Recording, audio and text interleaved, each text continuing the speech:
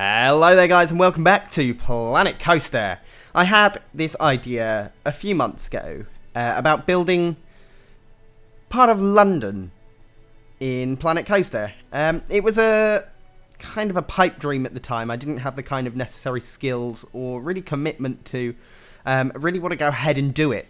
So after kind of pressuring myself and having my partner kind of say, yeah, if you don't do it now, you're never going to do it. So I decided to start and go ahead with it. So this is the beginning of that. It's going to be quite a long series because I have selected a certain part of London that I most frequently visit and most enjoy, which I'll actually put up the full map size on the screen right now, and you'll be able to see it's part of Westminster.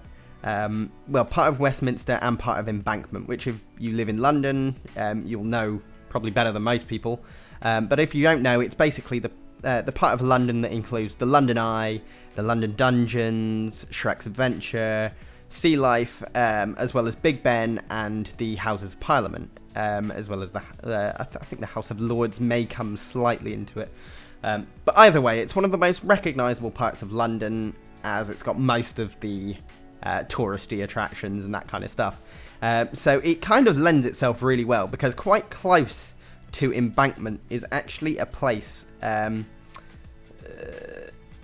It's not so much a place, but it's a park which actually has some rides in it, which gives me the kind of ability to pop the rides into that area, as well as fit in a couple of underground stations. So for this I'm going to be using the monorail, which you'll see me place down later on in this part, and you'll be able to see kind of the gist of where I'm going with it. It's not going to be a one-to-one track recreation of the London Underground, not by any stretch of the imagination. It's literally just going to be something for the guests in the game to use. So yeah, don't get any impressions that you're going to be basically seeing the London Underground. It's nothing like that. It's simply just a way for guests to use rides in the park, because I wanted this to be functional. I wanted guests to be walking throughout the whole map. So I may be placing rides within buildings, I may be doing things like that, just as a way to hide them, but so it looks like guests are walking around the whole of London. Which is kind of cool, I think. Now, one thing, while I was building this, there is one thing I really wanted, and that was stronger terrain tools. The amount of time it takes to clear a whole map of its terrain and make it just flat ground is ridiculous. It took me so much time to be able to do that. So it does make me want to have some stronger terrain tools. So yeah, that's just kind of a little feature request that I'd like. I mean, when the terrain tools are absolutely fine when you're doing a normal project, when you're just lifting up a hill or things like that. But yeah, I just decided to toy around with making some roads. So I place all these roads down just to set up part of the layout for myself, because I'm actually, the first building I'm making in this episode, as you might see by the title and the video description, is I think it's not Waterloo. It's Westminster Station, I think. I can't quite remember what station it actually is called. I think it's Westminster Station or something like that. Either way, we pop that in. We put the tube underneath it. Just popping in some paths here.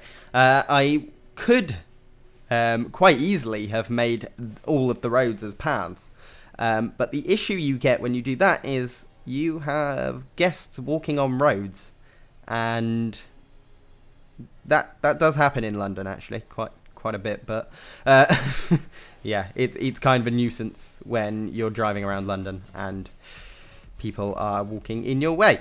Yeah, I see plenty of bus drivers get angry from that. But either way, these are the main roads, and I didn't want people walking on them. I wanted people walking across them, but not actually on the roads themselves. So I placed down specific road segments. I will be adding in more of those, as this is somewhat a scale recreation, though I'm not going to say it is to scale. it is very similar, but things are going to be quite off. It's not the easiest thing to do in this game to build things to scale. Yeah, it got quite tricky judging what the kind of sizes of buildings are without any actual kind of representation or any kind of building plan. There was no way for me to find out actually how high these buildings really were. All I could do was use kind of eye measurements and kind of just making just building from kind of eye, really, sort of my own knowledge of how high these buildings would be. They are quite tall. This building is quite tall, and it is actually quite tall in real life, actually.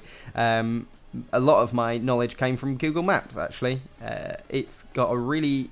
The great thing about building London is the fact that everything in London on Google Maps is in 3D. You can just drop the person down, have a look around just in photography, but you can also use control and drag, and you can drag around a whole 3D map around London, which is fantastic and really great for me to be able to build this. So yeah, just pop it. It is. There we go. Westminster Station. So I decided to build Westminster Station first. There we go. Popping in some more of these signs. These signs are actually ridiculously big for, like, as in real life as well. The underground station signs are actually massive, and there is way more space on there than needs be. This is the actual, probably well-known underground station sign. I think it's probably recognisable around most of the world at the moment. So... yeah, popping in some pillars. These pillars, slightly changed later, but they actually stretch up the whole of the building, and you'll see what I mean when it's completely built. I put in this groundway, but I'm not actually using it for now. I will place paving and pathing and stuff like that throughout the whole map later on, but at the moment it became quite a bit of a pain to actually edit this building while there was stuff on the ground. So yeah, yeah, just popping in this kind of stuff. I will, I guess, at some point put in an overlay so you can see the kind of comparison of this building to what it is in real life. Like, as you can see, I put in Cafe Nero, a Tesco Express goes in, as well as something called Treats. I don't know if that's a big brand or anything, but it is something that does exist in real life outside of Westminster Station. So I will... one point want to put in kind of, I'm pretty sure outside this station there are some kind of bus lanes. I can't quite remember off the top of my head, but I'm pretty sure there are like there is a bus station or some kind of thing outside the front of it. So I will put that in eventually. This isn't actually, this kind of design I'm going for around the doorway isn't actually in the actual Westminster Station. It's just something I could build just to kind of cover up the entrance and stuff like that. So yeah, popping in some extra little bits of scenery just to try and emulate what is actually in the building itself. I mean, we don't have the exact pieces to use, so I can't get it, like I said, I can't get a one-to-one creation. I can get very similar or quite close, but I can't get exact. And the amount of time it took to place these windows actually surprised me. It was really quite easy to do a lot of this stuff. It's just a lot of duplication, really. Just when you're building a building, when you're constructing a building of this size and of this nature. I mean, London, when you walk around it, yeah, it has some fantastic architecture. But when you look at it and you look at the actual details of it, everything looks very, very similar. I mean, most of London was just built up over time. The history of London is incredible. There is so much to do with London and so many things that have happened there. So when you actually see the history of it and you see why these buildings came to be and things like that, you will see just how incredible London is, and how it actually exists is kind of a miracle. The roads make no sense whatsoever. Just trying to drive anywhere around London is just a nightmare, and most people don't do it. That's why we use the underground. Yeah, I think most people that drive around London are pretty mental. But respect to them, because I wouldn't do it. And okay, so yeah, this is Cafe Nero. Just popping in some kind of like beams to kind of make it look just exactly how it does in real life. I mean, it's not going to be 100%, but it looks pretty good to me.